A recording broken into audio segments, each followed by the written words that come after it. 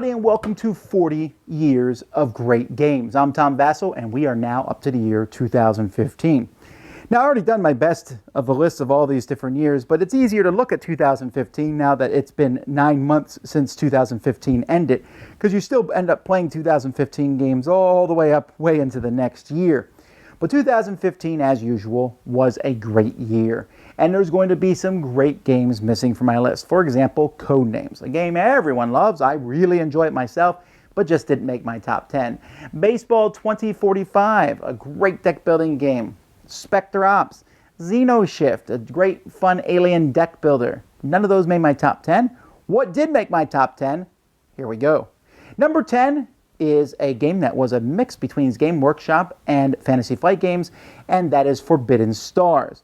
Now, I say this one with a bit of sadness because just last week, Games Workshop and Fantasy Flight announced that they are going their separate ways, so we will never see an expansion for Forbidden Stars, which is unfortunate because I wanted to see the Tau and the Tyranids and things, but still, everything included in Forbidden Stars, the Space Marines, the Chaos Marines, the Orcs, and the Eldar, it felt like just a nice overlook of the whole universe as you take planets, use some of the old mechanisms from the outdated game StarCraft, added a whole bunch of technology. Each of the different races felt very different, had some really cool miniatures, just was really good back and forth. In fact, I think makes a best two-player game.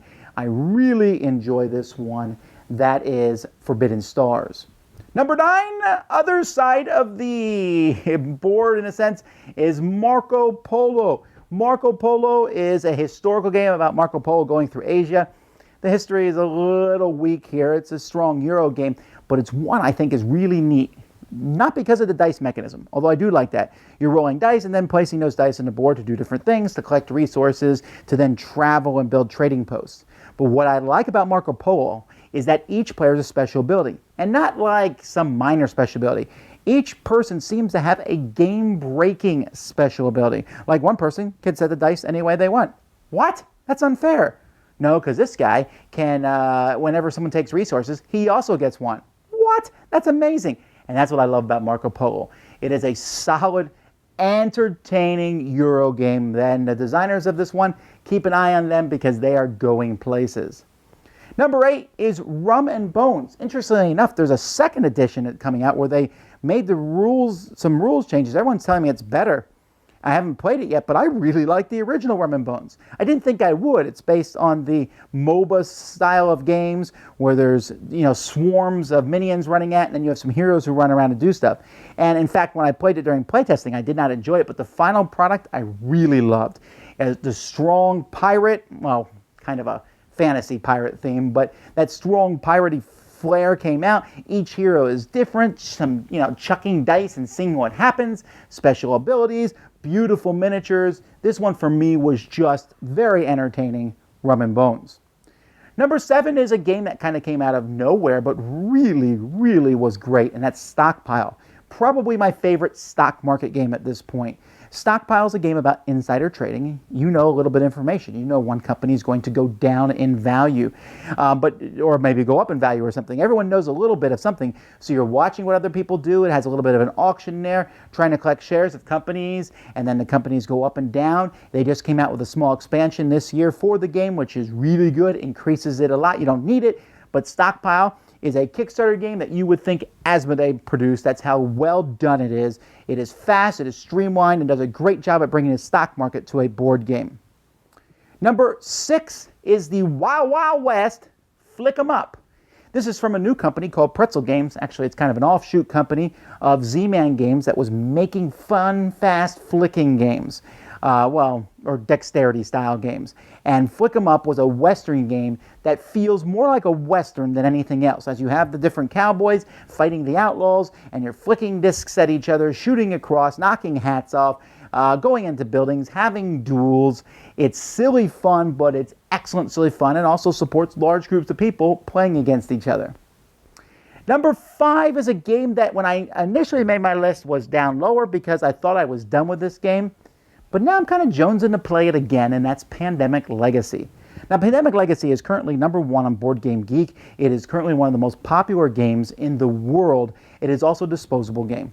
You can play it, I don't know, 12 to 24 times, I think. I think we played it 17 times, and then you're essentially done. Yes, you can essentially keep playing the game, but that's not, you would want to play through it again.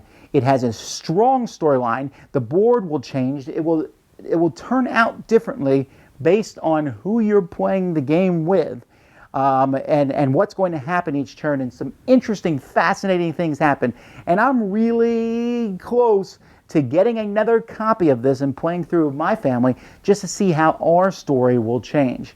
I think the Legacy idea is fantastic. I think so far this is one of the best versions of it out there. That's Pandemic Legacy.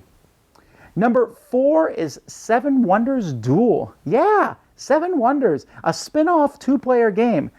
You know, sometimes those spin-off 2-player games are better than the original game, and this is one of those cases. Seven Wonders Duel, this back and forth card drafting for 2 players where the cards were laid out on the board, and when you picked one up, it would open up other cards to take. An excellent idea. Every game I've had of it has felt very tense, trying to outthink the other player. The game's going to be different based on which cards come out. There's an expansion coming out this year. I'm very excited about it. Seven Wonders Duel. Then number 3 is a Fantasy Flight game, another Star Wars one, which is Star Wars Armada. Now, I like Star Wars X-Wing. It was great to fly X-Wings and TIE Fighters around. And then they said, now you could play with Star Destroyers against Mon Calamari cruisers, with X-Wings and TIE Fighters fighting in the background, and you have these giant capital ships that slowly move around and shoot each other. That is the game I was excited about. I like X-Wing, but this one blew it away from me. I've always wanted the Star Destroyer. It's my favorite spaceship that there is. I would take it up against any Star Trek ship, Battlestar Galactica, whatever. But it's a lot of fun, and I think it's a very deep game. Still get to chuck dice in it and have a lot of fun, but that's Star Wars Armada. Number 2, I think these last 2 will not surprise many people who watch our channel. Number 2 is Blood Rage. Blood Rage was amazing. Based on Midgard, a game I did not give a good rating to back in the day, but they made the miniatures more beautiful. Did that make the game better? No. What made the game better? Well, the miniatures are great. Hang on, let me pause and ponder on those wonderful miniatures. They're just good.